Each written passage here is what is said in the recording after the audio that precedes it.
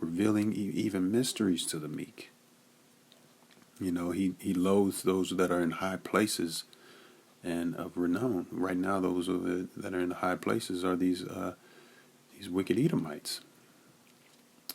For the power of the Lord is great, and he is honored of the lowly.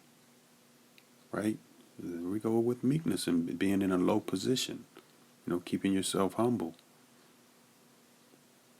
Right? Verse 21. Seek not out the things that are too hard for thee, neither search the things that are above thy strength. You know, you don't want to go into things that are just outside of your pay grade, so to speak. Verse 22.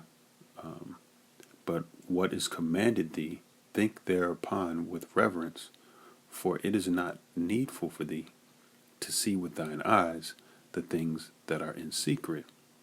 So the Lord will give you, you know, the Lord gives the increase. So he'll give you things that you need to meditate on and see.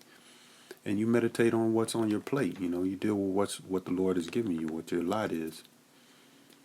And don't try to go anything, don't go above, go above that. Don't try to push, you know, the scriptures speak on, don't try to force the course of a river. You know, you don't try to force things. All right. Verse 23, be not curious in unnecessary matters, for more things are showed unto thee than men understand. You know, so the Lord will give you things. He'll show you a whole bunch of things, and you won't even understand them. You know, but you're not to be curious in matters that are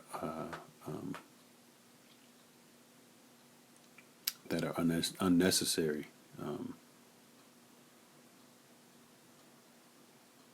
Right. Let's see. Especially things that don't really pertain to the scriptures or your salvation. You know, getting the hell up out of America, which is Babylon the Great.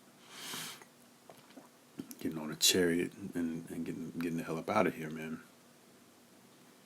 You know, going in, you know, diving into all kinds of deep topics that don't really, you know, that's the spirit. These things are showing their heads right now. A lot of brothers are bringing it up that, you know, I think the scriptures say something about squinting at a gnat.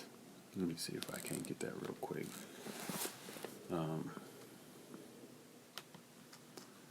You know, I had a gnat. You know, there's a lot of scoffers out there who are just, yeah, this is Matthew 23 and 24. Ye blind guides, which strain at a gnat and swallow a camel. You know, you're you're squinting at a gnat. You like trying to find this little thing, but little do you know that you can't even deal with the meatier matters, you know, of the scriptures.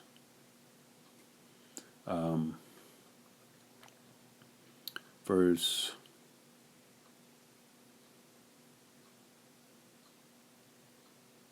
I lost my place, like you. For many are deceived by their own vain opinion, and an evil suspicion hath overthrown their judgment. See, so, you know, this is going into people's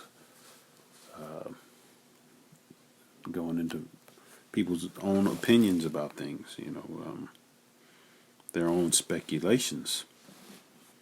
You know what they speculate. Man, Satan is out, and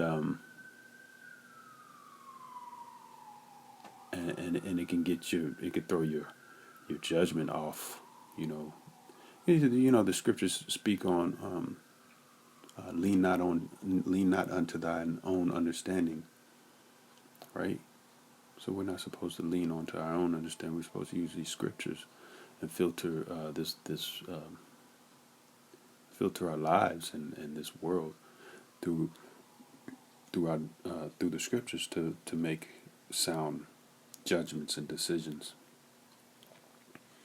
And it's, that could be a difficult thing, man. Trying to cast off that old man, and which we were constantly. Well, I know I'm constantly doing. Just because you come into this truth doesn't mean that old man doesn't want to peek his head out and try to, make a little appearance, man. It's a constant fight, This is verse 25. Without eyes, thou shalt want light. Without eyes, thou shalt want light. Profess not the knowledge, therefore, that thou hast not. So if you don't have the understanding of certain things, don't try to break them down, as far as these scriptures are concerned. 26, a stubborn heart shall fare evil at the last, and he that loveth danger shall perish therein. Stubborn, a stubborn heart. That word stubborn is your heart is your mind. So to be stubborn-minded, dog-minded, pighead, contrary, difficult, and I mean that has crept into my own spirit, unawares, man. That stubborn spirit is a creepy, is a sneaky little bastard, man. You may be thinking that you're trying to, I don't know. It's a sneaky little bastard. Beware of it. Verse 27, an obstinate heart shall be laden with sorrows. Obstinate is also stubborn. It basically goes in this.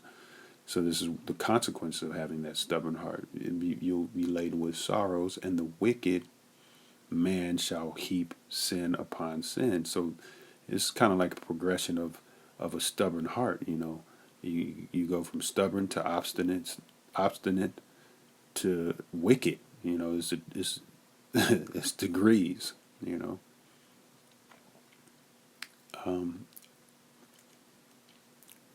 And that wicked, and this is in verse 28, in the punishment of the proud there is no remedy. See how it turned into pride. So we went from stubbornness to obstinate to proud, all under the veil of wickedness. Various degrees. In the punishment of the proud there is no remedy. So, once you reach these certain degree of pride, there's almost no turning back. There is no remedy for you. For the plant of wickedness hath taken root in him. All right? The heart of the prudent, that's a fearful thing right there, man. That shows you just how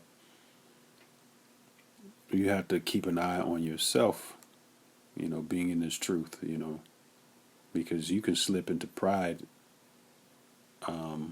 unawares almost, and if you don't have a brother that's guiding you and doesn't, and the spirit's not on him to say anything about it or to reprove you, you could just be. And what's this scripture that just hit me?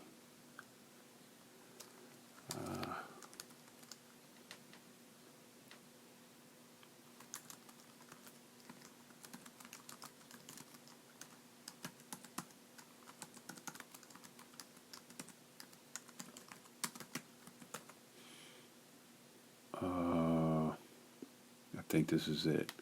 Proverbs 5:14. I was almost in all evil in the midst of the congregation and assembly. Let me see if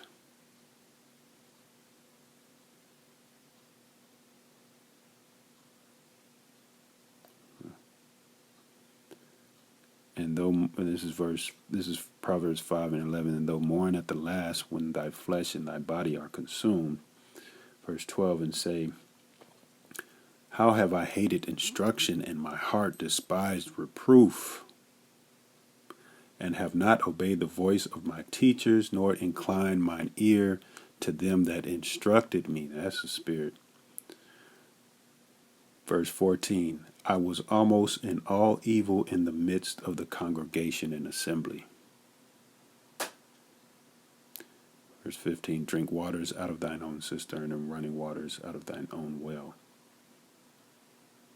Right. So yeah, you get instructed, you get a brother that's going to show you some love and some reproof. You take it, man. And the Lord, hey, man's goings are of the Lord. How then can he know his own way? So a lot of this reproof thing, the Lord puts you in that path for that to happen. I mean, all of it. The Lord instructs everything. So He may have you in a stiff-necked, stubborn type of way, just so you can be reproved. Just so you can receive instruction.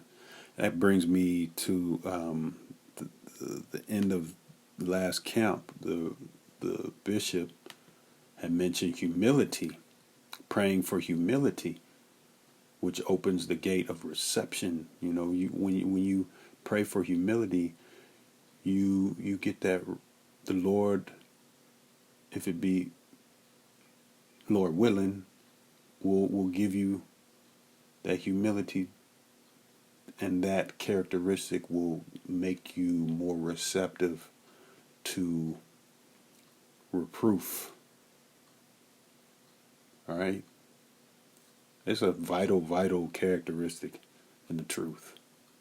Humility, man.